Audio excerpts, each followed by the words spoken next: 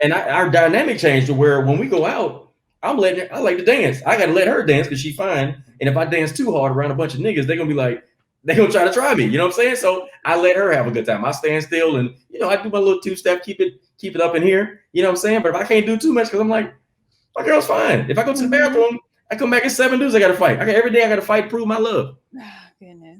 But again, that's what I signed up for. But she's dope, Yeah. man, and I'm grateful. I love it. And it brings me just joy. Like y'all need to, a little show on Black love. It'll I'll see happen. y'all on that next season. Do you think that's a problem in Christianity or, believers of God that they think that, you know, therapy won't work for them as long as they have King Jesus? That's it?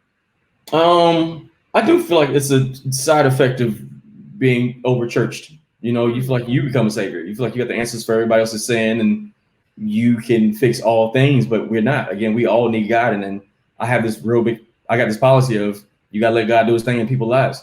You got to let God do his thing. You can't fix no man. You can't fix no woman. And sometimes you got to step back and let God do the fixing. If you don't, he going to let your receipt is going to be the stress and the headache that you deal with. And God gonna let you deal with that until you take your hands off of it. So, but I also know I feel like black women, particularly black women, have this amazing ability of discernment, and they're fixers by nature. Usually, when y'all walking in y'all femininity and y'all element, y'all make things better.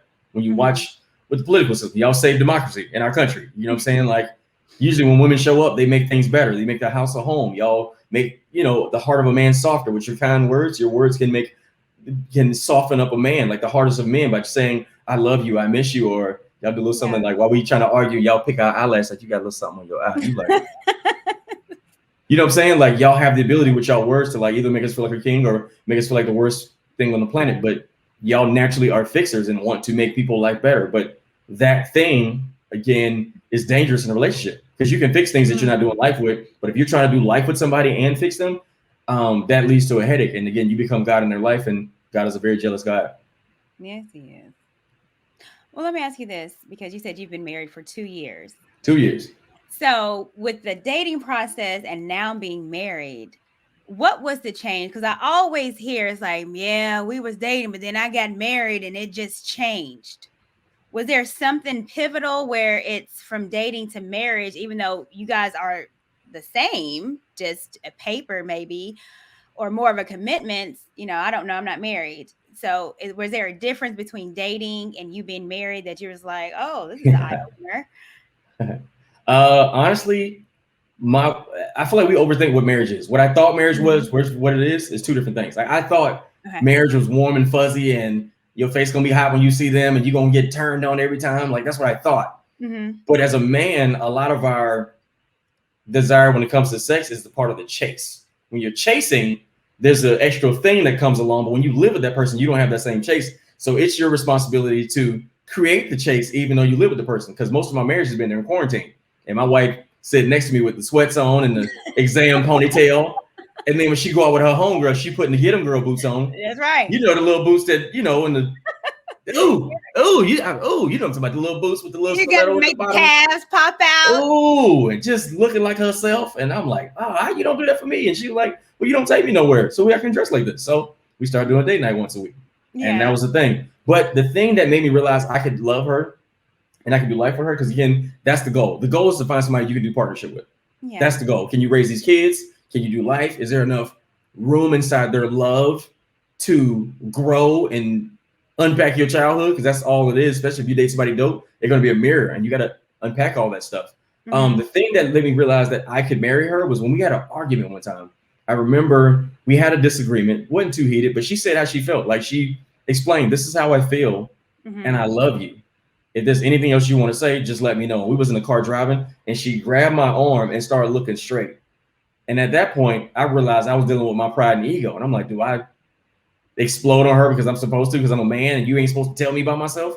Or do I sit there and take it like a man because she kindly said what she felt and like explained it to me like a woman, and I had to deal with my pride and ego? And I was like, if this is what disagreements feel like with this person and I still feel loved, I'll sign me up. Yeah. Sign me up. If we having arguments, the hard conversations, and I still feel love, this is what I want. Because I feel like men don't really get married until they start finding peace. When you value peace, that's when men get married. Before that, I would smash a girl who was cute but was a headache because I didn't value peace. But now it's like the peace my wife gave me, I wouldn't trade nothing for the streets. As much as I want to be like, it's all romantic, like, no, it ain't always romance. It's just, again, love is a choice. Every day I commit to my wife. When she acting a fool, when I'm depressed, when I can't get a break at work, when as a black man, the world take me outside and kick me in the stomach and send me home with tears in my eyes. I still choose to love my wife. That's what love is. Love ain't this warm and fuzzy thing that we think like, oh my God, I have all this love. I can't wait to meet my person, because life is going to happen. Parents going to get sick. Family members going to be on drugs. You're going to get fired. Things happen. And you still have to choose this person. That's what real love is. It's not that stuff what Instagram sell you on. And are you grown enough to be that person? Version of it, right? Yeah. Are you grown enough to be that person, even when the circumstances changes, when people get older, when people get sick, and if your person is going through health issues, are you still begging for sex? Like, what are we doing? Like, the person is sick. Are you still trying to get the same? Or are they having your kid and they have to take care of their kid? You think their drive going to be the same? Like, all that stuff changes. And are you still going to show up as if it's all the same? Yeah. So when you knew that you were at the point of like, okay, I need a wife, what were the characteristics of what you wanted your wife to have? The first one is I always wanted my person to be fun.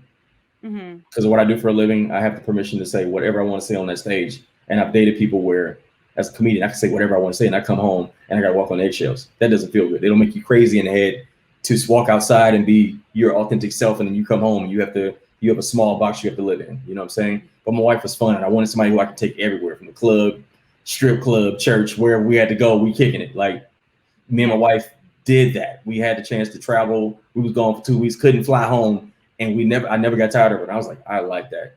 Also, I wanted somebody who was spiritually grounded, somebody who had some form of conviction where I know she wouldn't harm me because she had to be accountable to her God. Like, even with her words, like, God would touch her heart in a way where she knows she couldn't explode on me because she knew she had to be honored. Like, because I believe in God and I submit to God, she would want to honor the God in me by being kind to me because she loves God as well. Also, I wanted somebody who was nurturing, and I call it they got a quick turnover. Like, if I say this is what I need, it doesn't take 6 months for them to process and be like, oh, let me adjust to that. It'll be like, okay, yeah, let's do that. And also, the thing that really turned me on about my wife was that she was very emotionally intelligent and a student of life. She valued personal growth, because I value personal growth. Being good at what I do as a comedian and a person who communicates my feelings. For me to date somebody who's emotionally illiterate will be prison. And I've been through that before. And I wanted to date somebody where if I have a aha moment emotionally, like, look, oh, I realize like this triggers me, or I can share my good, bad, and ugly, and nothing would change about how they love me, and they wouldn't weaponize it. Like, my wife was that person, and I appreciated that. And those were some of the things that made me love her. And I don't have to beg her for no loving. Been with somebody where they didn't compliment me, and it, like, as an entertainer, getting offered threesomes and coming home with somebody who didn't compliment you, it would take all the air out of me, and I felt so unsexy in my own house. But when I walked out of the house, I felt like, and it make you thirsty, you know what I'm saying? But my wife, literally, she calls me handsome. Like, she called me by my name, I'm offended. I'm mad. Like, what I do this time? But if she called me handsome, you good. I'm good. So yeah. She just, and I say this to women too. I feel like boys give you questions and grown men give you answers. When you meet a guy, usually he answers the questions that's been troubling your heart. Like, cause he'll come with answers. Like, and same thing with grown women and girls. Like, girls give you questions and grown women give you answers. Like, grown women have an answer for whatever problem you have as a man. I have a joke about grown women make you the best version of yourself all the time. I'm so sorry about that dog. I need to close it. That's all right. I'm gonna close the. Good. Okay. Okay, you're fine. What happened? All right, cool. Jesus. This dog is a hater. The dog is getting jealous because it's like you keep talking about mama, what about me? That dog only comes on when I have Zoom interviews. I promise you. Any other time that dog doesn't make any noise. Yeah, man. But yeah, the dog got me sidetracked. I said yes. Girls give you questions and grown women give you answers. Grown women be like, my wife be like, look, that shirt trash, go cut your hair and brush your tongue. Start over. Put this little oil on your beard so your beard connect. We don't connect because you're bearded. Because it's in y'all DNA to make us better because y'all don't want us to look stupid. And it doesn't feel good all the time. Yeah. But grown women make you show up as your best self every day. And y'all don't take days off, even though you can try not. We're a reflection of each other. Man, it is exhausting, but I know it makes me better. And as a grown man, I lean into it. At first, I wanted to fight. I'm like, why you always got something to say about me? But then she was right. That's why I said, y'all tone matters. She was always right. But that tone, if he made y'all feminine on purpose. So when he talked to y'all always a good vessel. But when it comes out and you got that tone behind it, we gonna miss God every time. Okay. So now you guys have a show. Couples Couch. Oh yeah. Yeah. So let's talk about that. So, I mean, obviously, you're very in tune with relationships. You articulate it amazingly. Like I think it's super dope. Thank you. I watched a couple of the episodes as well. There was one, oh man, one little lady. But we'll talk about that in a minute. Okay. What made you decide to do that and bring her on? Because I know a lot of times when you're in the spotlight, sometimes they hide the wives for protection for a good reason. Yeah. But you like, hey, baby, y'all let me give you a little kiss. Mwah. Like all that. You show the affection, you tell your story, and you give advice. What made you start that? And why do you think that that's important for us to have now? So the root of it was when I first met my wife, when I dated, I always had to compartmentalize the people I dated. Because some people I could take to the comedy club, but I couldn't take them here. Or I could take them here, but I couldn't take them here. And I've been so scarred by bringing somebody to the comedy club, and while I'm there, they're like, you slept with that girl? I'm like, wait, what? Why you asking me this now? And he was like, I just don't like when she hugged you. Clearly you slept with her. I'm like, you asking me this right now while I'm at work? Like, what are you doing? Like, and so it scarred me to where when I met my wife, certain places I wouldn't take her. You know what I'm saying? And then my wife started going out and she was like, I said, where you going? She was like, I'm going out. I was like, well, why you didn't tell me? She was like, well, when I asked you to take me place with you, you got a problem with it. So I'm gonna do me. And I was like, you know what? You're right. Because I always wanted the girl I could take everywhere, but I didn't give my wife the opportunity to be that girl. When I did, I realized like, yo, this is my best friend and I enjoy hanging out with her. And we talking about people the whole time. We having a good time. You know what I'm saying? So when I started doing the show, it started out it was a game show before. It was called Couples Couch. And then after that, we did Q&A with Bae. And I was like, Bae, let's start doing Q&A and talk about stuff that nobody talk about. Because I feel like everybody say you should get married, but they don't tell you what you got to do when you get married. Let's talk about the ugly stuff. And so I think the first episode that popped off was I was talking about how she was supportive when I was dealing with my depression.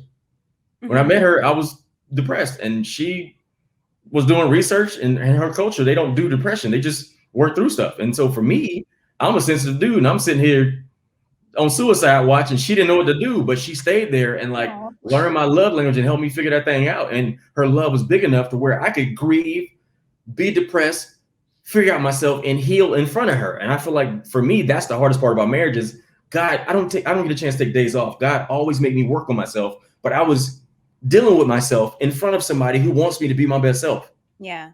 Like she see me get a chance to be a star in front of people at a comedy club. And I come home and I'm depressed. And she's like, why the world get the best part of you? And I get the depressed side. And I'm like, well, you get a side of me that most people don't see. Everybody want to be Michelle Obama, but everybody can't handle being a Michelle Obama. You know what I'm saying? Yeah. So, but her love was big enough for allowing me to grow inside that space. And I was like, yo, let's do it. And so we started doing the show and the show took off. Yeah. Okay. So there was one lady on there. Oh my God. Let me try to remember. You told her, does your standards, the lady had such high standards for men. Yeah. I was like, oh, you was nice. Because I would have been like, first, don't overtalk me. Okay. But you were very nice to her. And she had all these high standards for men. And you was like, well, do you hold those standards as well? And if a man was to be with you, would he enjoy being around you? So it was really, and how I'm doing a lot. It was, again, we talk about accountability and just understanding, like you can have all these ideas of what you want your husband to be, but do you hold those? So do you remember that call? And what was some stuff? Yeah, the question was, just because you have high standards doesn't mean you're a good catch. Yes. You was like, are you a good woman with all these high standards? Yeah, because Your if the wife was person trying that to you say protect you that. want Yeah. met you, what they want to be in your space. And just because you have high standards don't mean that you are the person you say that person want to be with. Yeah. So do you see that like a problem? Because I do.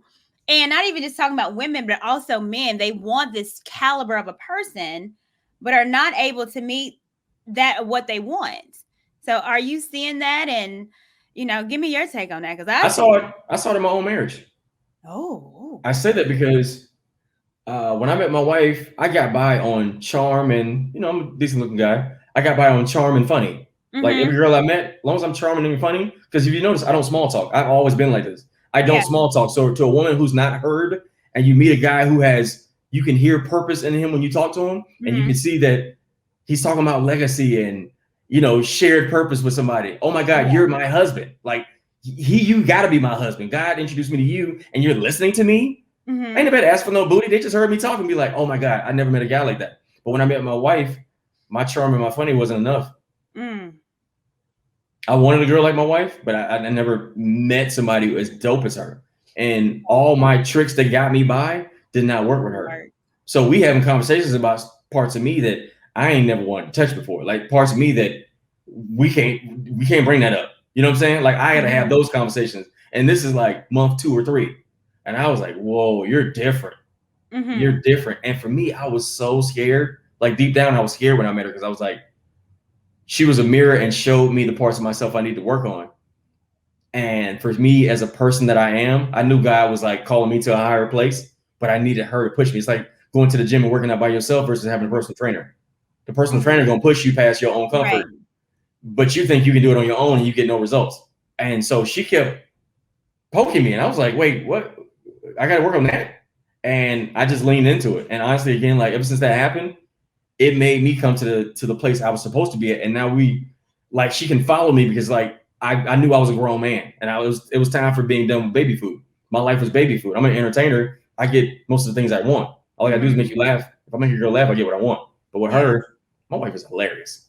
She's freaking hilarious. And I'm around her and I'm like, yo, you were so stupid. And when we go out, she's the one. Well, I'm the life of the party when we out, but at home, she is hysterical. And our dynamic changed to where when we go out, I like to dance. I got to let her dance because she's fine. And if I dance too hard around a bunch of niggas, they're gonna be like, they're gonna try to try me. You know what I'm saying? So I let her have a good time. I stand still and I do my little 2-step, keep it up in here. You know what I'm saying? But if I can't do too much, because I'm like, my girl's fine. If I go to the bathroom, I come back at 7 dudes I gotta fight. Every day I gotta fight to prove my love. Goodness. But again, that's what I signed up for. But she's dope, man, and I'm grateful. I love it. And it brings me just joy. Like y'all need to, the little show on It'll happen. Y'all on that next season.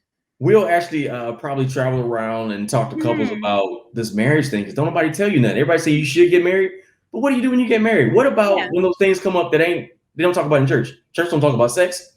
Church don't talk about courting. Church don't talk about pursuing. Church don't talk about sexual abuse. Church don't talk about none of that. You just got to pray through it. Right. And what if you married the person and then you found out after y'all married, you can't get none because there's sexual abuse and everything you do is a trigger because of what they haven't gone to therapy, and you think you can pray through that? No, you can't.